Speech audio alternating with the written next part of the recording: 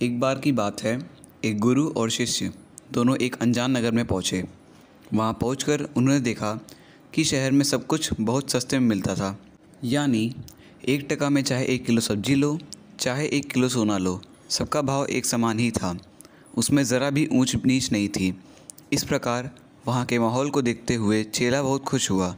उसके तो जैसे अब मज़े ही हो गए। उसे अब वहाँ का माहौल खूब पसंद आने लगा। लेकिन उसके गुरु को ये बात बिल्कुल ठीक नहीं लगी। उन्होंने अपने चेले से कहा कि वत्स, अब ज़्यादा दिन यहाँ रहना ठीक नहीं है। यहाँ का राजा बिल्कुल मूर्ख है और उसके राज में गधे, घोड़े यानी बुद्धिमान और मूर्ख सब बराबर समझे जाते हैं। अर्थात यह एक मूर्खों की नगरी है।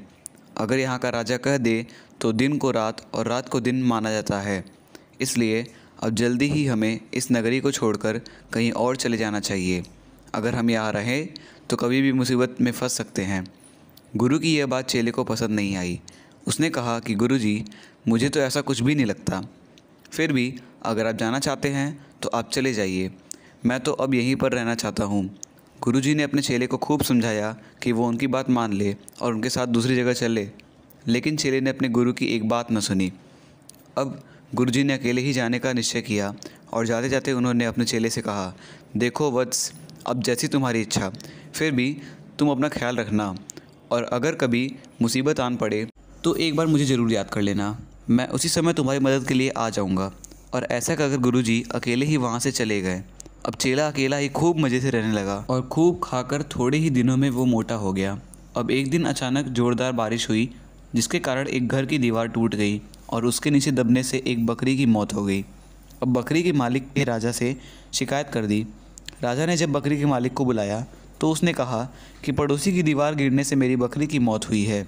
तो राजा ने उसके पड़ोसी को बुलाया और उससे पूछा, देखो, तुम्हारी दीवार गिरने से एक बकरी की मौत हो गई है, अब इसकी सज़ा मौत है। ये सुनकर वो आदमी घबरा कर बोला, नहीं राजा साहब, इसमें मेरी कोई गलती नहीं है। दरअसल ये सारी गलती तो उस दीवार को चुनने वाले कारीगर की है।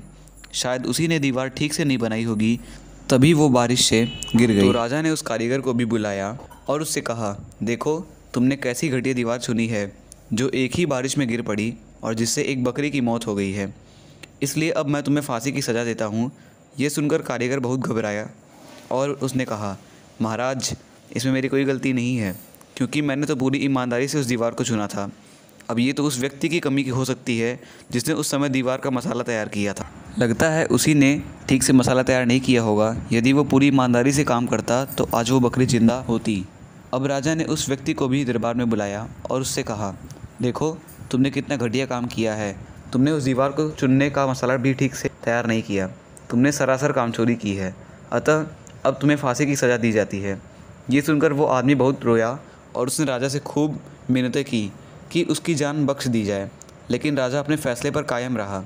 अब फांसी का फंदा तैयार किया जाने लगा। जब उस आदमी को फांसी दी जाने लगी तो फांसी का फंदा उसके गले में ढीला रह गया, यानी फंदा थोड़ा ज़्यादा बड़ा बन गया था। अब क्या किया जाए, क्योंकि फंदा थोड़ा बड़ा बन गया। फिर भी फांसी तो हर हाल में देनी थी, फिर चाहे किसी दूसरे को ही क्यों न देनी पड़े। इसके लिए अब ऐसे आदमी की तलाश की जाने लगी जिसके गले में वो फांसी का फंदा फिट बैठ सके। अब राजा के सिपाही ऐसे व्यक्ति की तलाश करते हुए उसी चेले के घर तक जा पहुँचे। उन्होंने उस चेले को पकड़ा और जब उसके गले का नाप लिया तो फंदा एकदम फिट बैठ गया। अब सिपाही उस चेले को लेकर आए और फांसी पर चढ़ाने की तैयारी करने लगे। ये देखकर चेला बहुत घबरा गया। उसने राजा से खूब मिन्नतें की कि उसकी जान बख्श दी जाए, क्योंकि उसने तो कोई गुनाह ही नहीं किया। लेकिन राजा ने उसकी बात नहीं सुनी और चेले से कहा, देखो युवक, हम किसी और को फांसी की सज़ा का हुक्म सुना चुके हैं, लेकिन उसके गले में ये फंदा बहुत ढीला है, इसलिए उसके बदले में अब तुम्हें फांसी दी जा रही है। अब मैं अपना हुक्म तो वापस नहीं ले सकता, इसलिए इस फंदे पर किसी को तो झूलना ही पड़ेगा। अब तो चेला बहुत घबरा गया, क्योंकि मौत अब उससे अपने सामने ही नज़र आ रही थी। तभी उसे अपने गुरु की बात याद आई और उसने मन ही मन अपने गुरु को याद किया। इसके बाद उसके गुरु राजा के दरबार में पहुँचे और कहा, हे वत्स, ये तो तुम्हारे लिए बहुत सौभाग्य की बात है कि तुम ऐसे समय मृत्यु को प्राप्त हो रहे हो जब ऐसा योग बन रहा है जब मृत्यु को प्राप्त होने वाला सीधा परमात्मा से मिलता है, यानी उसे स्वर्ग में जगह मिलती है और उसे हमेशा के लिए मुक्ति मिल जाती है। ये सुनकर राजा ने कहा, हे गुरुवर, अगर ऐसा है तो फिर मैं स्वयं ही इस फांसी पर चढ़ूँगा।